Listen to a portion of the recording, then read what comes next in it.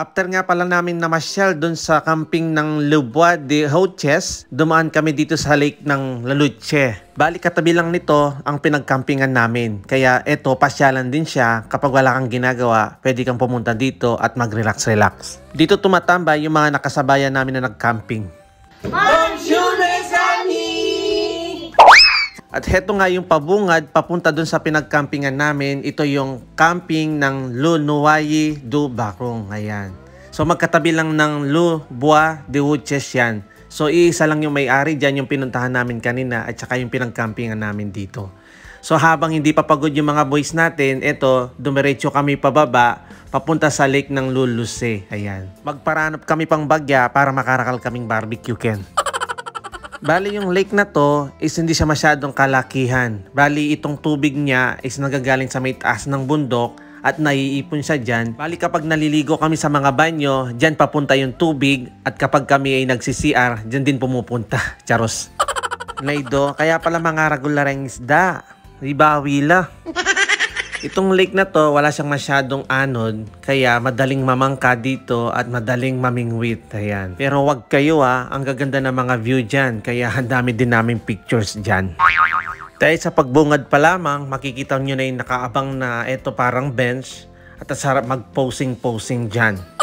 Heto nga pala yung itsura niya, hindi siya medyo kalakihan, wala mo pispan niya mo, ayan, pero malinis yung tubig niya. Marami din palang naliligo dyan hanggang mabaling niya ang pamaglumot. Charos.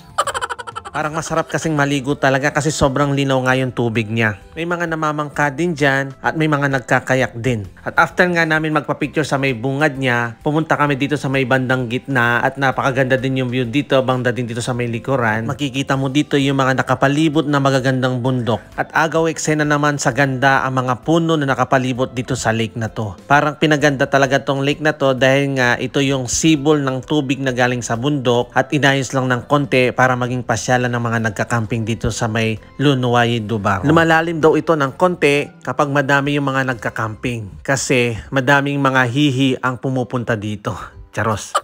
Bali lumalalim nga pala ito kapag sobrang lakas ng ulan dahil nakapalibot siya ng bundok. Bali dito natatambak yung madaming tubig kaya walang masyadong nakakapunta dito kapag sobrang lakas ng ulan kasi malalim yung paligid niya. At heto nga may namimingwit nga, muri-buri dalarangasan Kenny.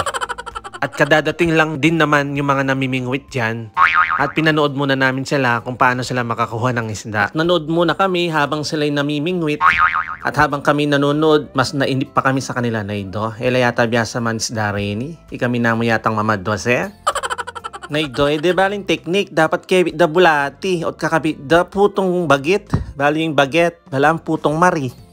Medyo nainip na talaga kami ang tagal bago sila makahuli. Siguro abutin sila dyan ng mga 3 days at dyan na rin sila matutulog. Charos. Tuwang-tuwa naman si Monamor dyan dahil hilig din ni Monamor yung pamimingwit. Dahil sanay yan mamingwit sa probinsya nila. At naalala nyo nung umuwi kami, yan, puro kami pamimingwit noon nung nasa Pilipinas kami. Sa may mga palaisdaan nila. Naido, kalambat na naman maniko ang isda.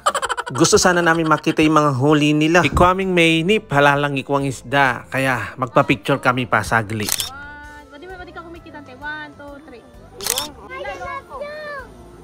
After namin magpa-picture, heto may nakita na kaming namamangka. May bawi larang samal, solo de.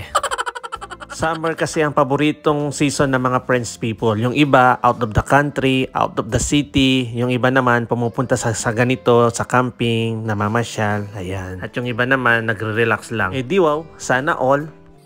At fast forward na nga ulit, eto uwi na kami pabalik ng campingan namin. Eto katabi lang talaga niya yung lake, kaya heto yung campingan namin, pababa lang dyan. At napagod na yung mga boys natin at gutom na sila dyan.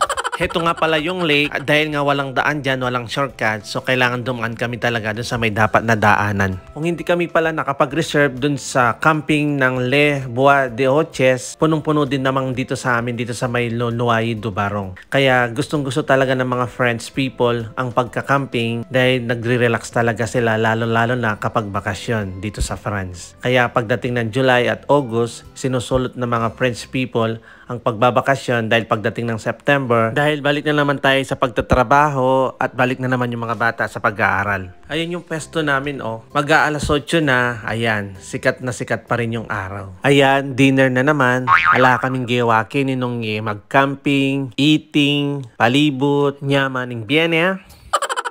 Ito nga pala yung mga tent na mga nakasabayan namin na nag-camping. Yung iba dyan, kararating. Yung iba naman, magwa 1 week sila dyan. At yung iba naman, aabutin sila ng mga 1 buwan. Kasi mura lang naman yung pwesto nila dyan. Babayaran lang mo naman yung pwesto, yung sasakyan at saka kuryente. Hanggang dito na lang po muna, Mesami. Pa-share na lang po ng video. Baka isa kang mapili sa mga pajikuskus namin. Thank you for watching. Agento.